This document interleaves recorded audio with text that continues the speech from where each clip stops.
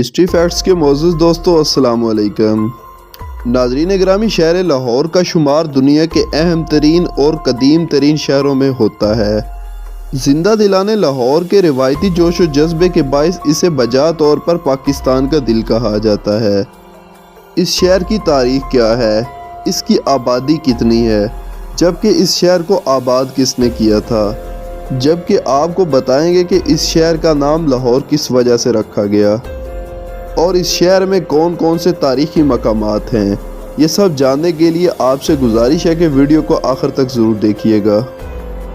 ناظرین گرامی، لاہور پنجاب پاکستان کا دارالحکومت اور فہرست پاکستان کے گنجان آباد شہروں میں سے سب سے بڑا شہر ہے۔ اسے پاکستان کا ثقافتی، تعلیمی اور تاریخی مرکز اور پاکستان کا دل اور باغوں کا شہر کہا جاتا ہے۔ یہ شہر دریائے راوی کے کنارے واقع ہے۔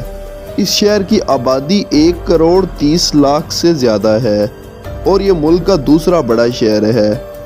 لاہور کا شمار دنیا کے قدیم اور اہم ترین شہروں میں کیا جاتا ہے۔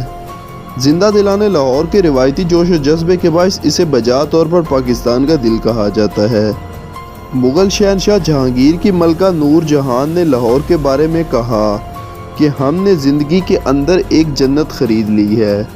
لاہور کی انتہائی قدیم تاریخ ہزاروں سالوں پر پھیلی ہوئی ہے۔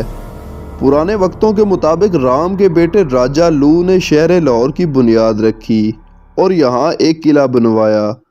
10ویں صدی تک یہ شہر ہندوؤں راجاؤں کے زیر تسلط رہا۔ 11ویں صدی میں سلطان محمود غزنوی نے پنجاب کو فتح کر کے ایاز کو لاہور کا گورنر مقرر کیا اور لاہور کو اسلام سے روشناس کرایا۔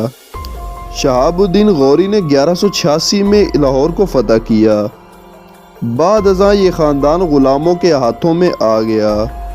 1290 میں خلجی خاندان، 1320 میں تغلق خاندان، 1414 سید خاندان، 1451 میں لودھی خاندان کے تحت رہا۔ ظہیر الدین بابر نے 1526 میں ابراہیم لودھی کو شکست دی، جس کے نتیجے میں مغلیہ سلطنت وجود میں آئی۔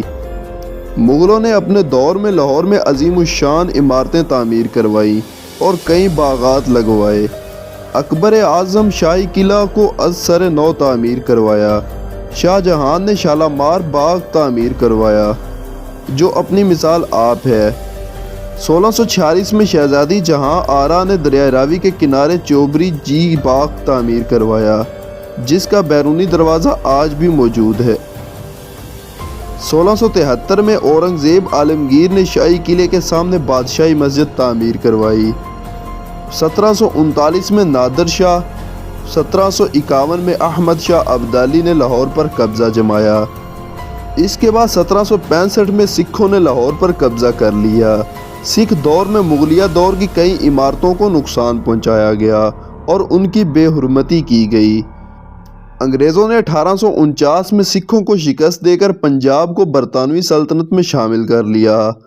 لاہور کو ایک منفرد اعزاز حاصل ہوا۔ 23 مارچ 1940 کو آل انڈیا مسلم لیگ نے قائد اعظم کی زیر صدارت قرارداد پاکستان منظور کی، جس کے نتیجے میں 14 اگست 1947 کو مسلمانوں کو اپنا الگ آزاد ملک پاکستان حاصل ہوا۔ فروری 1974 میں اس شہر نے دوسرے اسلامی سربراہی کانفرنس کی میزبانی بھی کی۔ قدیم لاہور شاہی قلعے کے ساتھ واقع ہے، جسے اندرون لاہور بھی کہا جاتا ہے۔ لاہور کے گرد ایک فصیل موجود تھی، جس میں 13 دروازے تھے، جو سکھوں کے دور تک غروب آفتاب کے ساتھ بند کر دیے جاتے تھے۔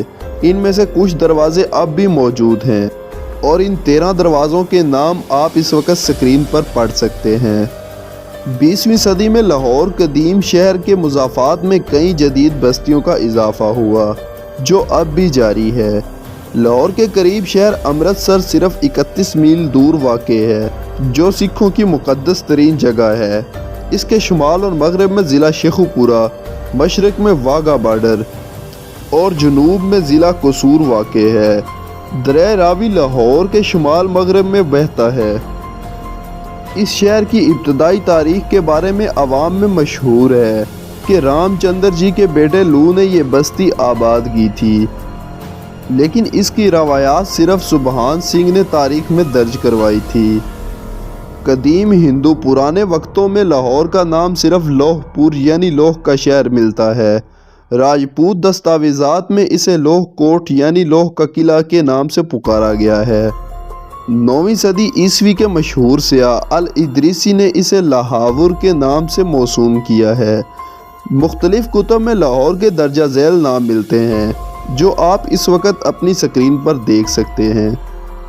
ناظرین گرامی، لاہور کے بارے میں سب سے پہلے چین کے باشندے سوزو زینگ نے لکھا جو ہندوستان جاتے ہوئے لاہور سے 630 عیسوی میں گزرا۔ یہ قدیم حوالہ جات ہیں۔ اس بات کی غماز ہے کہ اوائل تاریخ سے ہی یہ شہر اہمیت کا حامل تھا۔ در حقیقت اس کا دریا کے کنارے پر اور ایک ایسے راستے پر واقع ہونا جو صدیوں سے بیرونی حملہ آور کی رہ گزر رہا ہے، یہ اس کی اہمیت کا ضامن ہے۔ اب اگر بات کریں لاہور میں فن تعمیر کی، تو لاہور میں مغلیہ سلطنت، سکھ سلطنت اور برطانوی راج کے دور میں متعدد یادگاریں موجود ہیں۔ اندرون لاہور میں مغلیہ طرز تعمیر کا گہرا اثر نظر آتا ہے، جس میں بادشاہی مسجد، قلعہ لاہور سب سے زیادہ اہم ہیں۔ مغلیہ دور کی دیگر یادگاروں میں شالامار باغ، مقبرہ جہانگیر اور ملکہ نور جہاں انتہائی اہم ہیں۔ برطانوی دور کی عمارات میں لاہور عجائب گھر، جنرل پوسٹ آفس، جامعہ پنجاب وکٹورین فن تعمیر اور مسلم فن تعمیر کا حسین امتزاج ہیں۔ قیام پاکستان کے بعد لاہور کے صوبہ پنجاب کا دارالحکومت بنا۔ قیام پاکستان کے بعد کئی عمارتیں تعمیر ہوئی جو جدید فن تعمیر اور اسلامی فن تعمیر کا امتزاج ہے۔ سکھوں کی فن تعمیر کے بارے میں آپ کو بتائیں تو رنجیت سنگھ کے سمادھی سکھ حکمران مہاراجہ رنجیت سنگھ کا مقبرہ ہے۔ لاہور میں یہ قلعہ بادشاہی مسجد کے قریب واقع ہے۔ اس کی تعمیر ان کے بیٹے کھڑک سنگھ نے اس جگہ پر شروع کی تھی جہاں ان کی تدفین کی گئی تھی، اور اسے ان کے سب سے چھوٹے بیٹے دلیپ سنگھ نے 1848 میں مکمل کیا تھا۔ یہ مقبرہ سکھ فن تعمیر کی مثال دیتا ہے۔ اس کے علاوہ ان گنت لاہور میں فن تعمیر کی مثالیں ملتی ہیں، جن میں سے چند تاریخی مقامات کا نام اس ویڈیو کے اوپر آپ دیکھ سکتے ہیں۔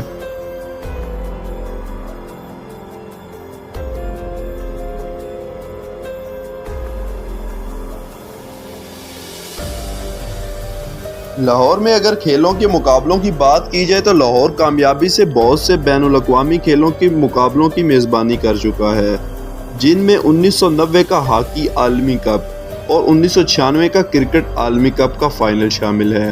اکثر بڑے کھیلوں کے ہیڈ کوارٹر مثلاً کرکٹ، ہاکی، رگبی، فٹ بال وغیرہ لاہور میں واقع ہیں۔ اس کے علاوہ لاہور اولمپک ایسوسی ایشن کا صدر دفتر بھی لاہور میں واقع ہے۔ پیارے دوستو، اس کے ساتھ آپ کو بتاتے چلیں کہ لاہور پاکستان کا وہ واحد تاریخی شہر ہے جسے ہر دور میں ہی کچھ نہ کچھ ترقی ملتی رہی ہے، اور اس کی اہمیت پرانے حکمرانوں میں بھی ایک دوسرے میں بہت زیادہ رہی ہے، جبکہ آج بھی اس کی اہمیت حکمرانوں کی نظر میں بہت زیادہ ہے۔ اللہ تعالیٰ سے دعا ہے کہ ہمارا شہر لاہور اسی طرح ترقی کی منازل طے کرتا جائے۔ اگر آپ کو یہ معلومات اچھی لگے تو چینل کو سبسکرائب، جبکہ ویڈیو کو لائک اور شیئر ضرور کیجیے گا۔